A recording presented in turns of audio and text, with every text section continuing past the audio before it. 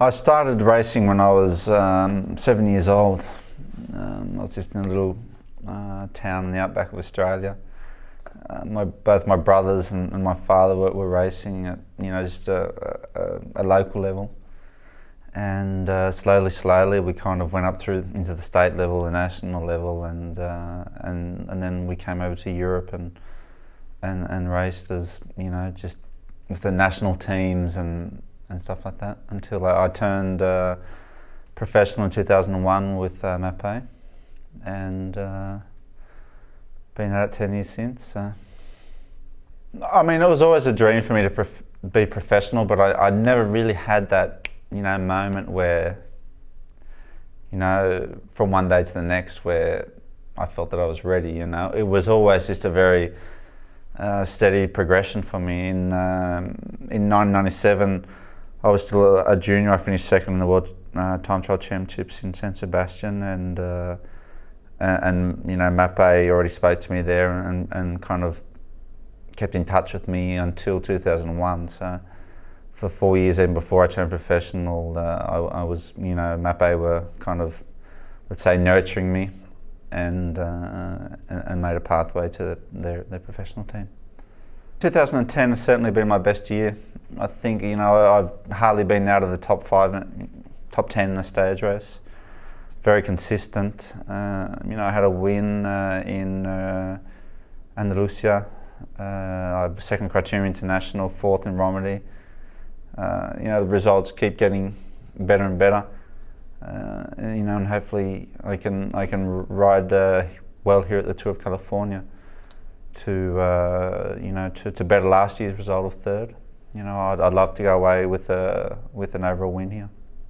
At the end of last year, I wasn't really content with the way everything went, and I knew I really had to change. I really feel that cycling is just going in another direction.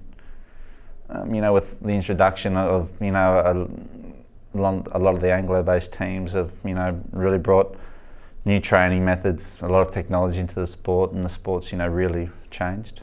And I knew I had to make that change, otherwise I'd be left behind. I started working with Aldo Sassi,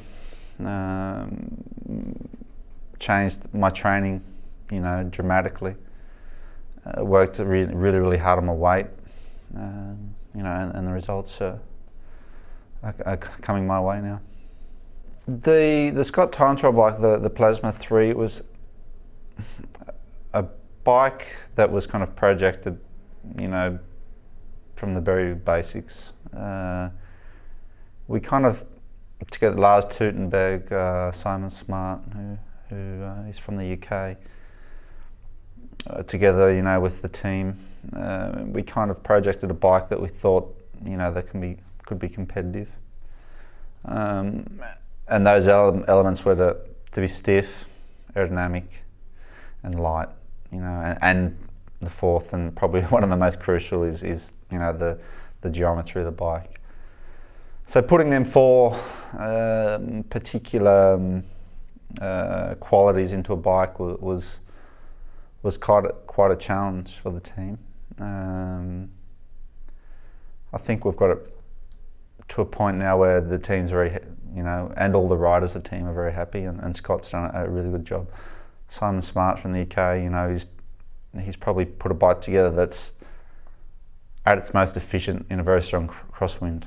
I think a lot of bike design is made to be streamlined. Our bike is very fast, even at a 15-degree wind, a wind coming from the side. That's where our bike is the most efficient, and I'm very happy with it. Stage 15 in the 2010 Tour de France it's hard. I mean, not only this stage, it's the whole week. The last week is I think a killer. Obviously being in the Pyrenees and coming at the later part of the race. I think if you look at the history of the race, the race has always been a little bit lighter if go through the Alps first, and then go through the Pyrenees and then to the Alps. This year it's the reverse. The Pyrenees are, I think, are a lot harder, usually hotter, and I really think this year's tour is a mountain climbers tour. Well, I think we'll go to this year's Tour de France with a very balanced team. Mark will take his guys, Mark Renshaw, Brendan Eisel. I'll go to the tour with some guys to support me. That's the kind of team we are. We don't have one particular rider in the GC who can go there and say, I can win the Tour de France. There's not many riders that can do that. I mean, there's only 2 or 3 riders that can do that. We have to take the option of taking a more balanced team and take the best possible cards that we have. I went over the Tour de France profile as soon as it was released, very briefly. I kind of picked out what I thought on paper what were the hardest stages. I study it, a little bit more. For instance, we have a camp coming up where we'll go actually over some of the stages.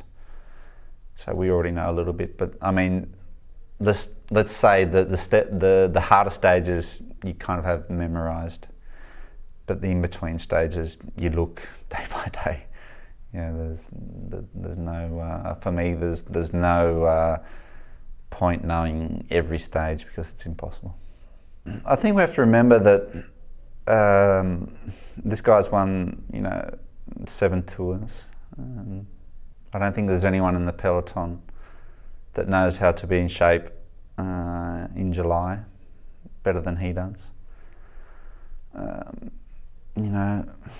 He's got all the experience on the board, and we saw last year, he rode the Giro, and he wasn't in his best shape, but he come back and he was 3rd at the Tour, and the guy's got a big motor, and when I look at how he's going in the year of 2010, he looks to be a little bit kind of doubting himself. The guy's not 30 anymore, he's probably, his endurance is probably better than it's ever been, but maybe he just doesn't have that top end that he used to. But I'm sure you can count on him at the Tour, he'll be there, because there's no one in the game better than, coming up for that race. Favourite thing, it's, I think everyone has a bit of a love-hate relationship with the Tour. It's the race that makes it or breaks it for everyone. It decides riders' contracts, it decides team sponsorship deals, it decides it's for everyone, directors, it's for teams, it's stressful for everyone, the masseurs are stressed, the mechanics are stressed,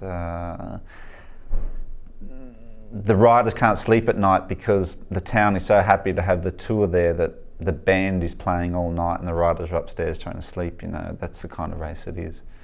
But you get to Paris and you've suffered for 3 weeks or 2 weeks or whatever it is, and your family's there, or your wife or your girlfriend and the kids or whatever, and it's just a nice feeling, and you kind of look back and you say that wasn't too bad, and then you're already thinking about the following year's race.